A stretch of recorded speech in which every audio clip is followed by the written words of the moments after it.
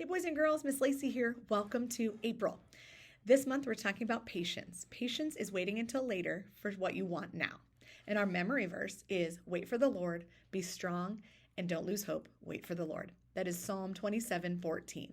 Hope you have a great week. I'll see you next time.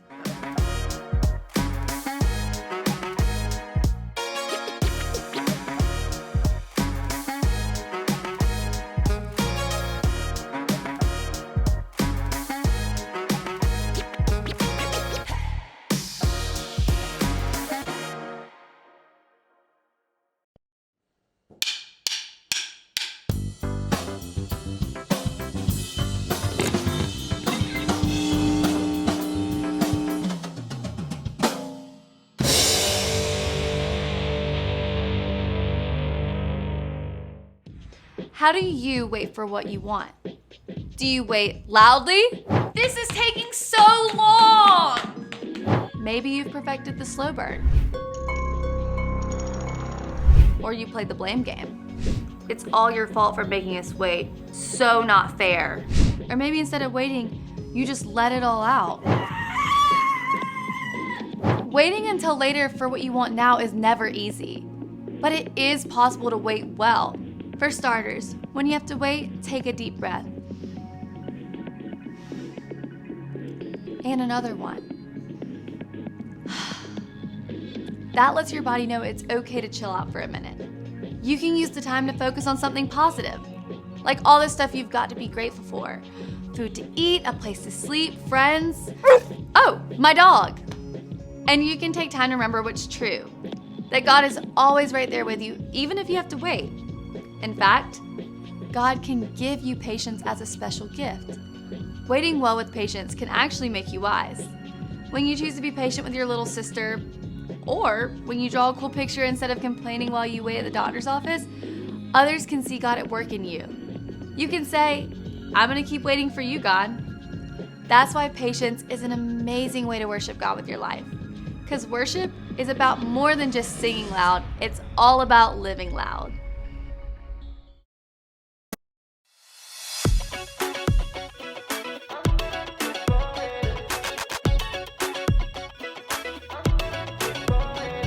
Your plans, your dreams are so much greater. Your timing, you keep, it's always better. So when I'm feeling weak, your strength is always perfect. So I'm holding on, cause I know it will be worth it. So I'm waiting, I'm gonna keep on waiting. With my whole side and you, God, I'm gonna trust in you. And while I'm waiting, I believe that you are never leaving me. I'm waiting, I'm gonna keep on waiting for you. I'm gonna keep on waiting for you. I'm gonna keep on waiting. When you move, I'll move, and not a second sooner. Cause you're with me, it's true. I won't worry about the future. So when I'm feeling weak, your strength is always perfect. So I'm holding on, cause I know it will be worth it. So I'm waiting, I'm gonna keep on waiting. With my whole side and you, God, I'm gonna trust in you. And while I'm waiting, I believe that you are never leaving me. I'm waiting, I'm gonna keep on waiting for you. I'm gonna keep on waiting for you. I'm gonna keep on waiting. Don't wanna rush it, don't wanna jump too soon, no. The life I'm made for, I know I'll find it, yeah.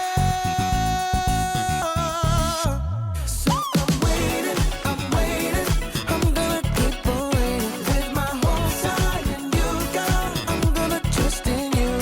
And while I'm waiting, I believe that you are never leaving me.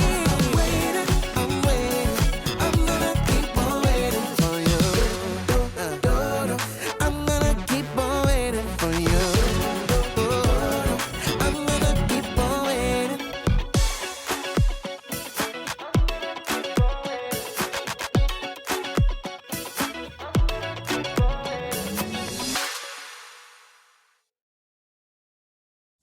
What?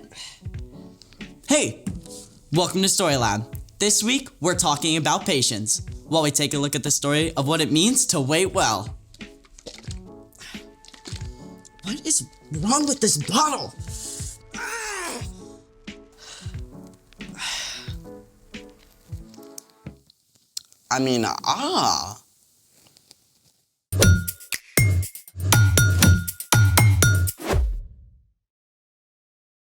Hey, I'm Skylar. And I'm Sebastian, We're talking about patience.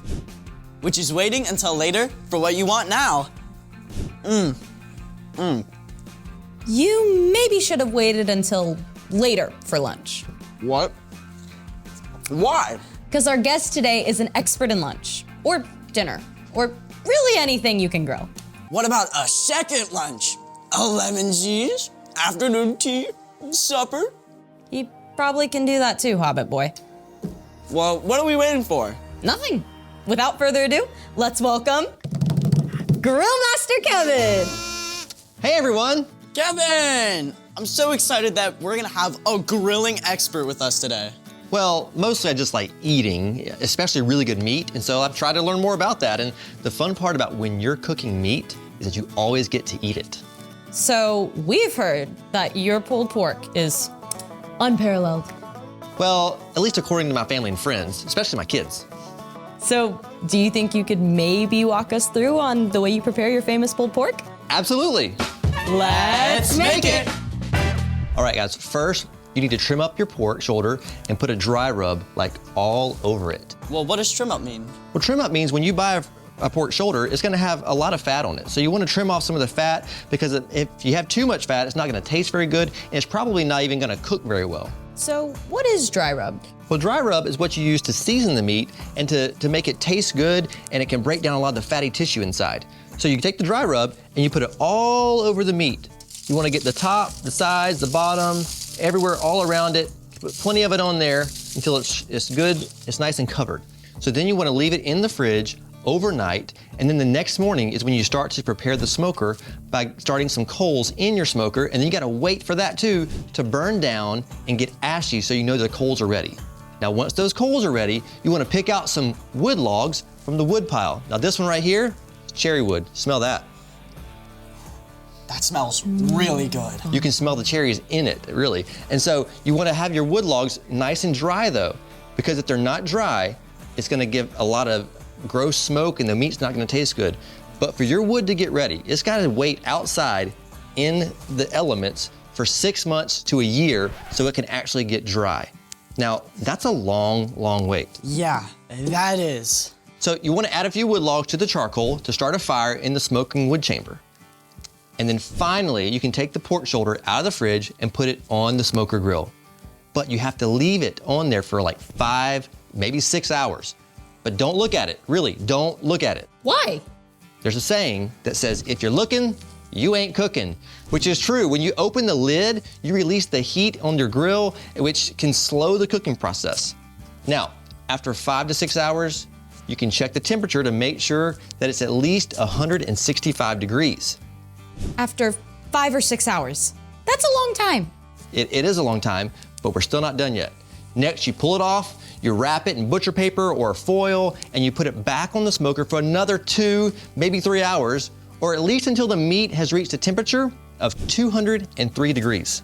Is it ready yet? I'm getting really hungry. It's not ready yet, nope. You take it off the smoker at that point. You wrap it in big towels and you put it inside a cooler and let it rest for about 2 more hours. And then finally, at long last, you can pull it apart and start to eat it. 2 more hours? That totals close to 11 hours? Yeah, it's a long time. But a brisket, if you're smoking a brisket, man, that could take 24 hours on the smoker. Well, what happens if you don't wait and you try and skip some of the steps? Well, if you skip some steps, the meat could end up dry, it could end up tough, it definitely won't pull apart very easily, it's definitely not gonna be as tasty or delicious. And finally, guys, after all that waiting, here is the finished product. That smells heavenly. The presentation, the smell, the look of it, perfect. Well then, guys, I'm gonna use my trusty claws right here. We're gonna pull it apart a little bit, and Would you guys like some? Like try some? Yes. Oops. All right, well, ladies first. Thank you. Let's see what we got here. And there you go. Wow. All I can say, best second lunch I've had in forever. Glad to hear it. Thank you so much. My pleasure. My stomach is so happy, I can't wait for dinner. Speaking of waiting, it's time for... The story before the story. Today, we're in the book of Proverbs, which is a collection of wise sayings, many from King Solomon.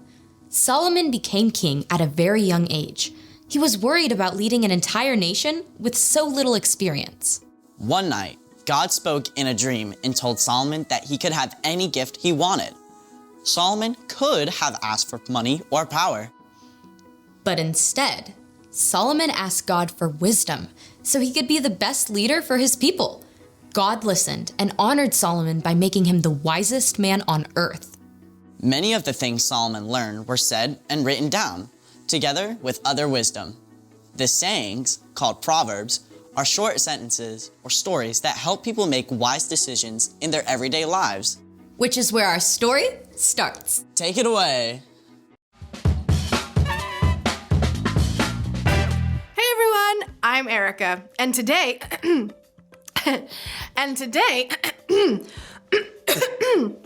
so sorry, hold on a second.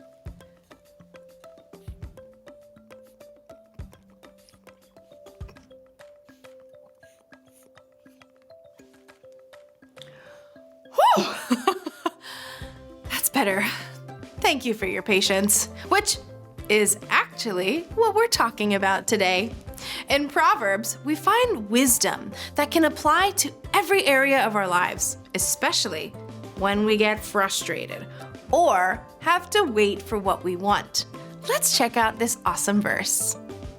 Proverbs 14:29 says, "Anyone who is patient has great understanding, but anyone who gets angry quickly shows how foolish they are." Ouch! Let's break that down. Anyone who is patient has great understanding.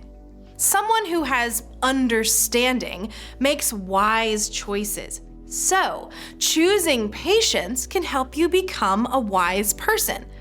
But let's look on that flip side.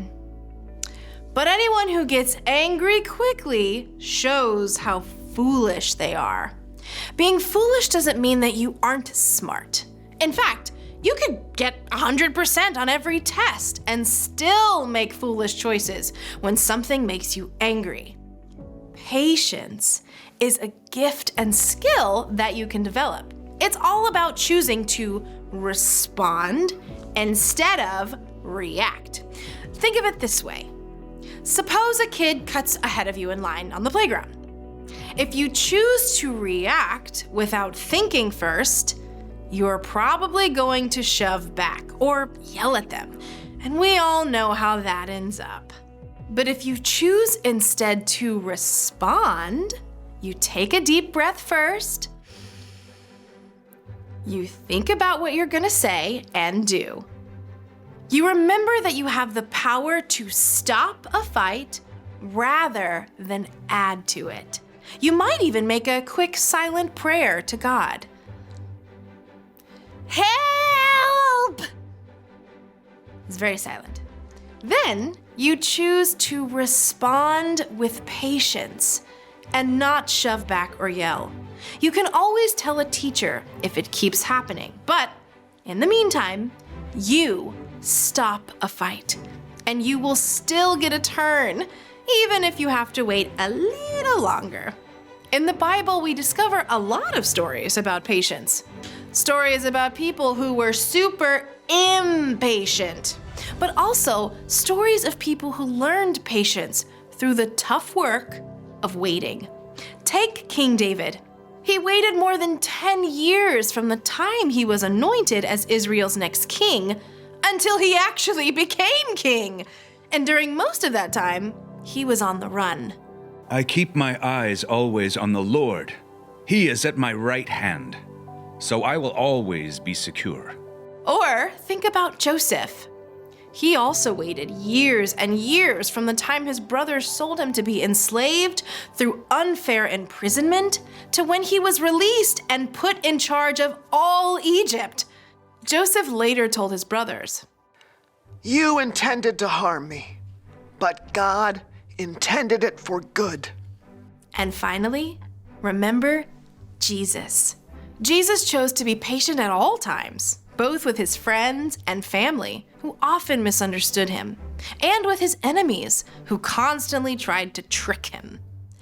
Jesus is a perfect example of patience, and David and Joseph can also show us what it looks like to wait well. Let's take one more look at our verse. Anyone who is patient has great understanding, but anyone who gets angry quickly shows how foolish they are. So, choose to take a deep breath. Choose to respond instead of react. Choose to do something creative or helpful with your time. And pretty soon, you'll discover what it looks like to wait well. The end. Gotta admit, I usually get it backwards. Speak first, think second. Yeah, for me, it's more about holding my tongue when I have to wait a long time, like on a road trip. Are we there yet? Hey, I am not the perfect model of patience either, but I can say that I'm growing. I'm more patient now than I used to be. So, what's our part in the story? Our role is to learn how to wait well. And there are lots of ways to do that. The first and best way to wait well is to ask God for help. Paul wrote that patience is actually a gift from God's Spirit. You can also wait well by finding something to do with your waiting time, like encouraging someone. You could even make the time go faster by building an awesome brick creation. Or surprising your mom by taking out the trash before she asks. Another great way to wait well is to make yourself take a couple of deep breaths. And give yourself time to think before you react. You can also remember what's true, that God loves you and has a good plan for you, even when you have to wait. And God is always with you when you wait. Even on a 10-hour road trip when your little brother is poking you in the backseat. Even then. I'll see you next time. Bye. So here's the thing. Waiting can make you wise. Waiting can also make you some really, really yummy food. It's still hours to dinner time. Yeah, but right now it's officially Story Lab snack time. Yes! Yes, it is. Thank you for joining us in the Story Lab. See you next time. Pickles. Kevin, it was so awesome of you to do our waiting for us. My pleasure. Can't forget mine too. I like Story Lab snack time too. Don't forget the barbecue sauce. You gotta have barbecue sauce. That's the most important part.